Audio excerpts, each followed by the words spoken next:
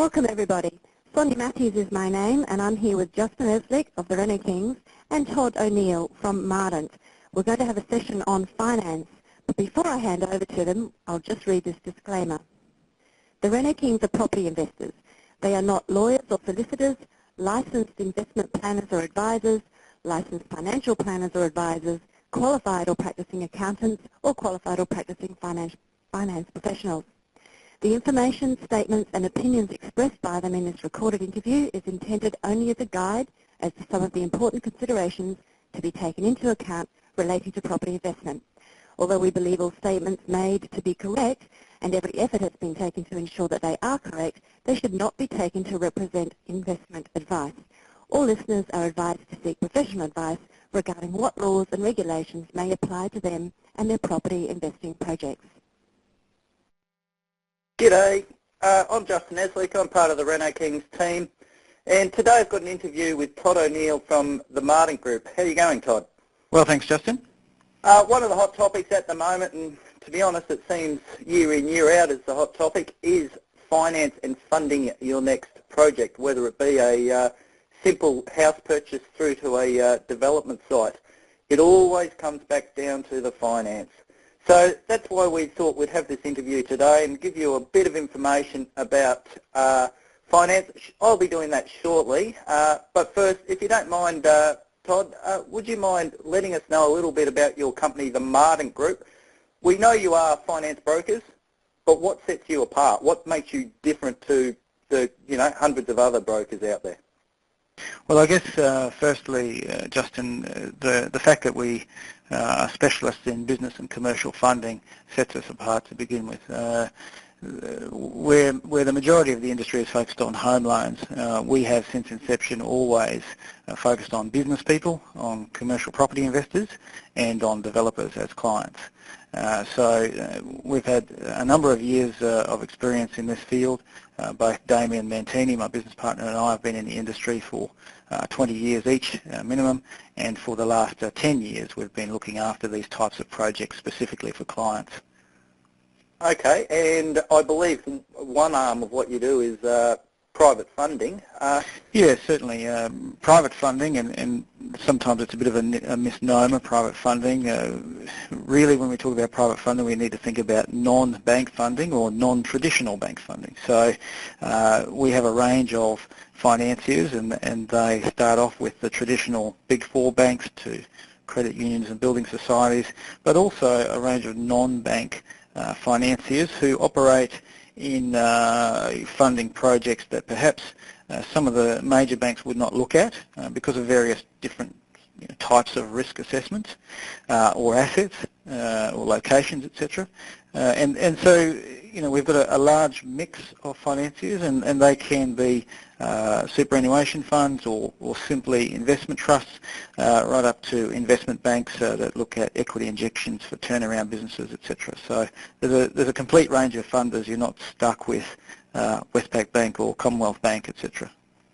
Okay, so you do deal with the banks, both big and small, but you've got that other arm of the private lenders as well. So that's good. My understanding is one of the big advantages of going along the private funding route is that there is either no or minimal requirement for pre-sales. So that would certainly help, particularly in the current climate, because my understanding is pre-sales are pretty hard to get.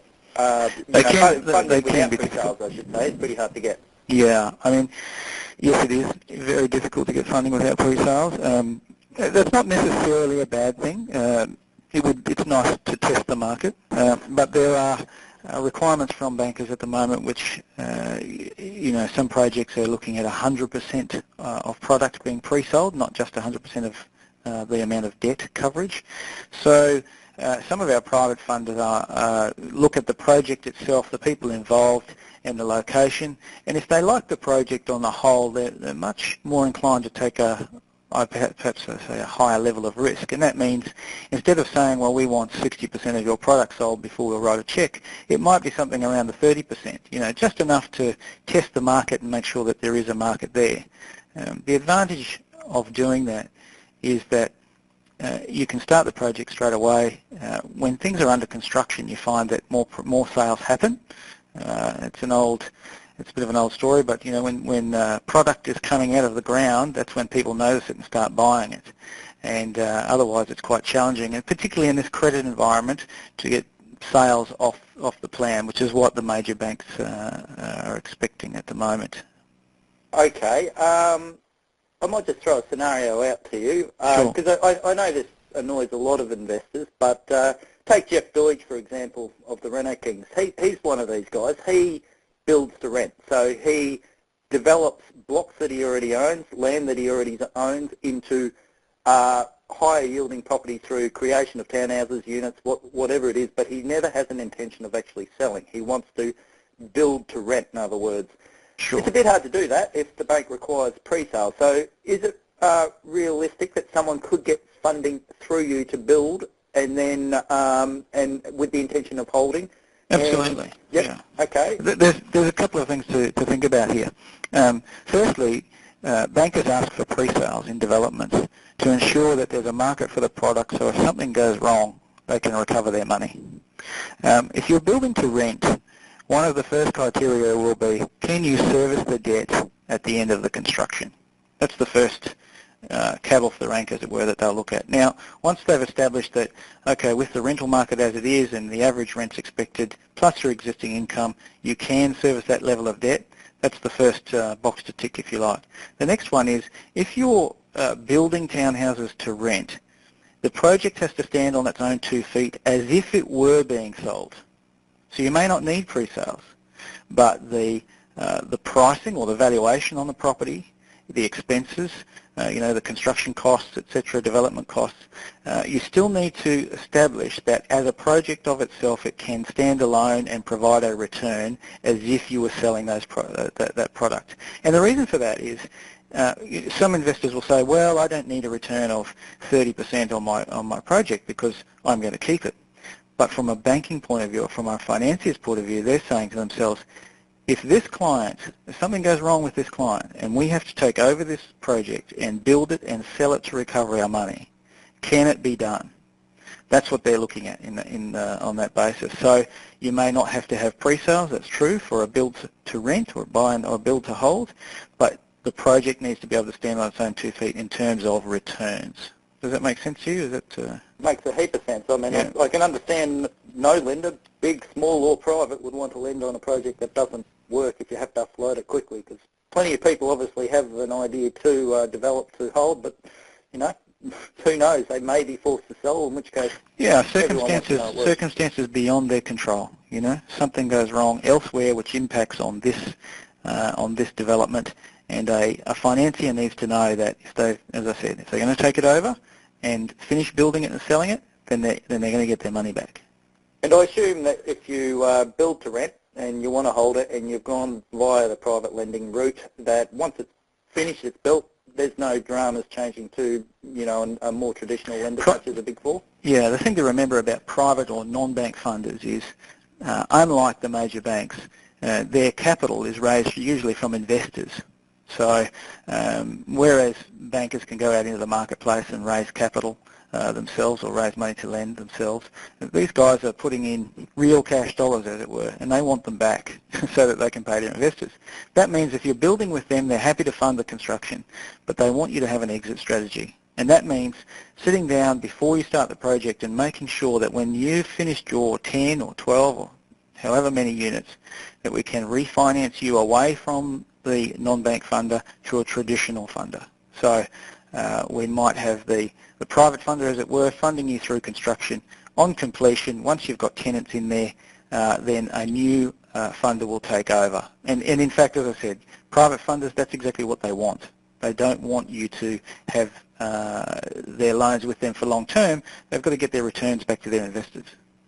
Okay, well that all makes perfect sense, and I'm sure there's listeners at the moment who just cannot get the funding for their project no matter how well it stacks up because of the requirement for large numbers of pre-sales and things like that. So I think you've provided some great information on that, and I mean, on that note, the finance environment at the moment is you know, vastly different to what it was 5 years ago. So but what can you tell us about the finance environment now? How hard is it to get finance?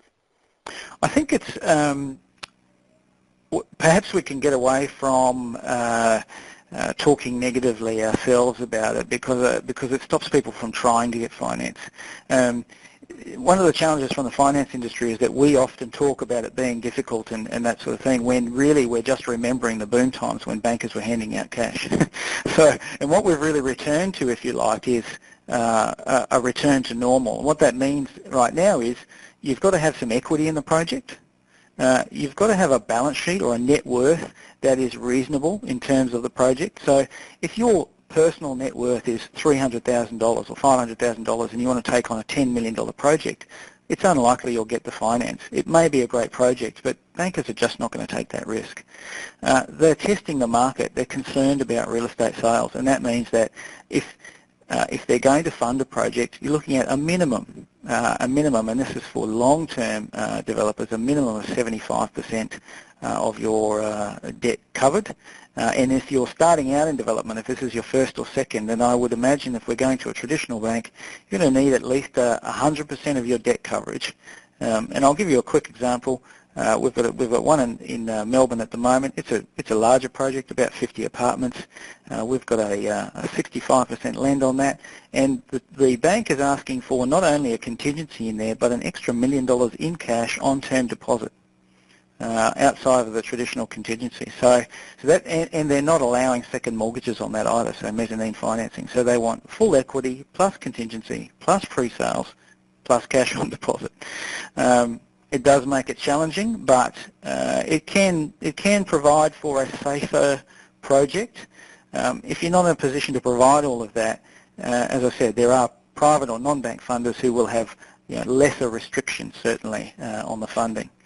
I hope that gives you some idea of where it's at. Yeah, well, I will just touch on something you said there, and I think property investors do have a short memory. I mean, we've had essentially 4 booms in the last 10, 11 years, and yes, that is not normal. And no doc and low doc loans virtually, didn't exist, or certainly not in the way that they did exist 5 or 6 years ago. Before that, it was normal to go full doc, and we've gone back to normal, except for, as you say, we keep thinking of it as negative, but no, it's just not the way it was. And let's face it, 5 years ago, if you could prove that you could sneeze, they'd give you finance. If you had a pulse.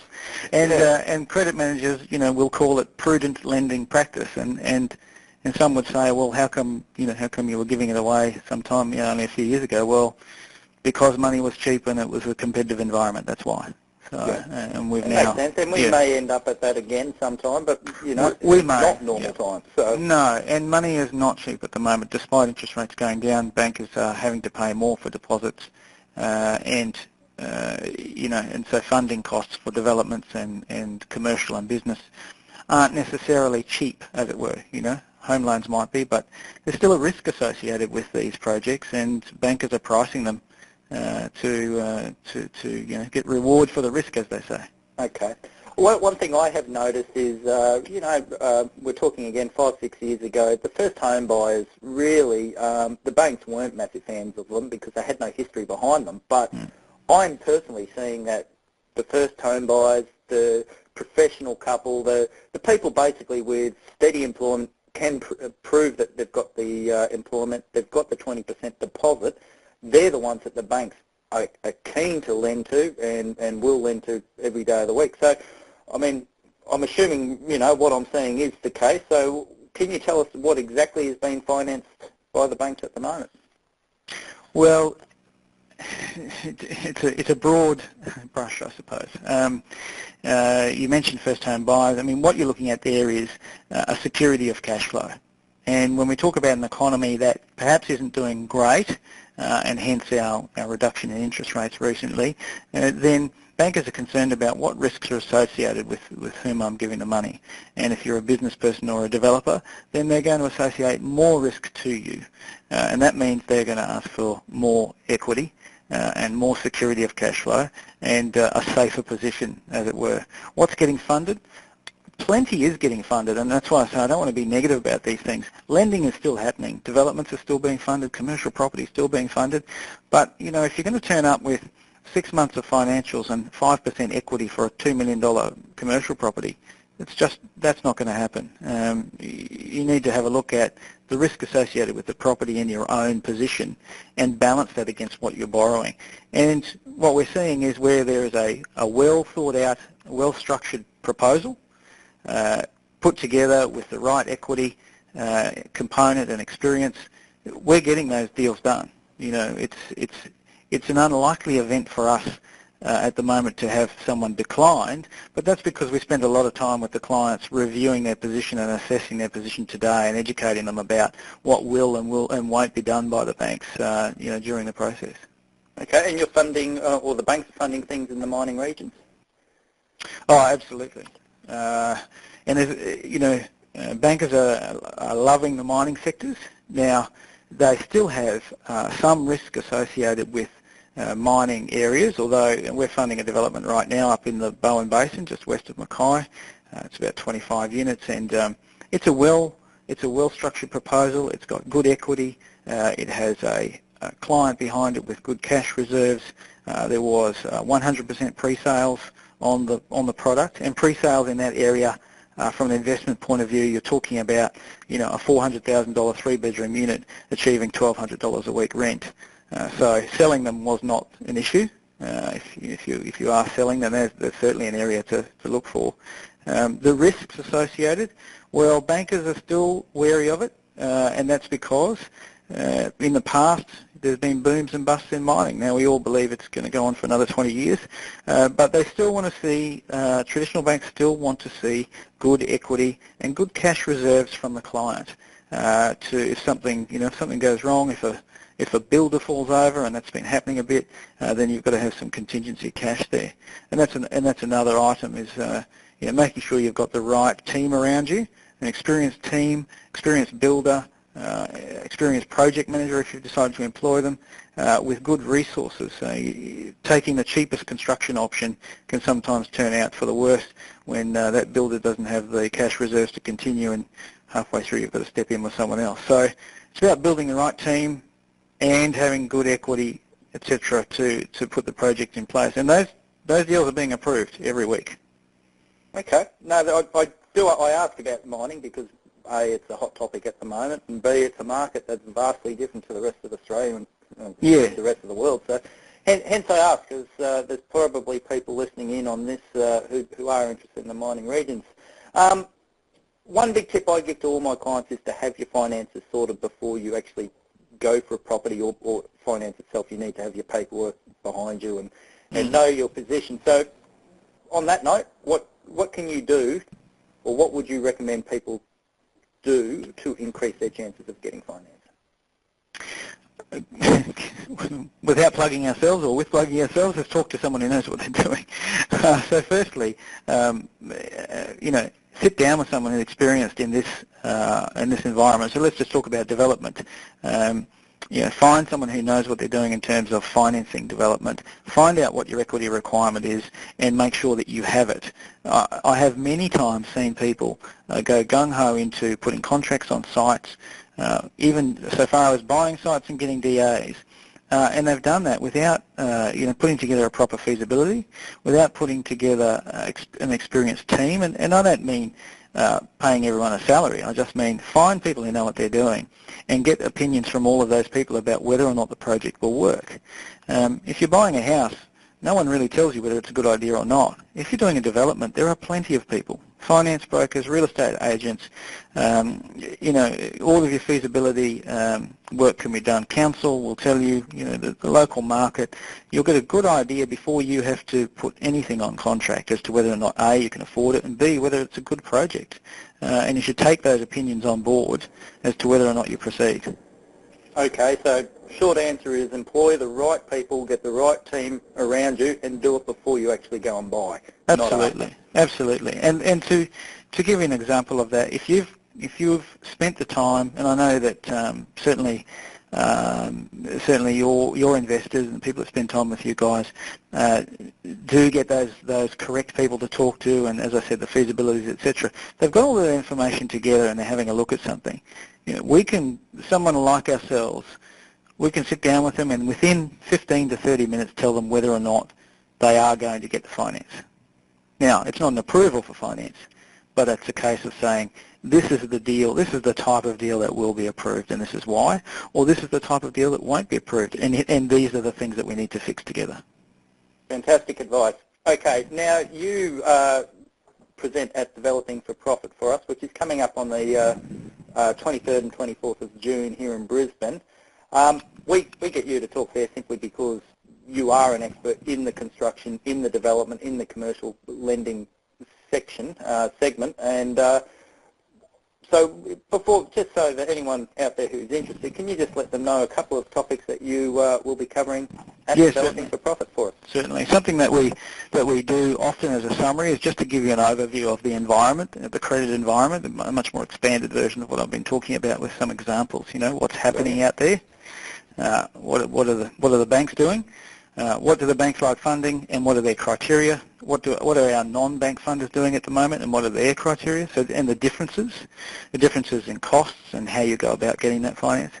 We'll do a little bit on breaking down the jargon of the industry because some of it's a bit confusing. There are some financiers that use what I consider the wrong jargon in advertising their loans, and before you know it, you've got clients paying $5,000 application fees for something that they thought they were going to get approved that never had a chance. So we just break that down for them. I'll give them a couple of examples of a fairly simple development, shifting houses and building some townhouses, and also a larger development which was around 15 units, and give them the numbers for it so they can see the breakdown, the returns that were expected, and then also a bit of what not to do.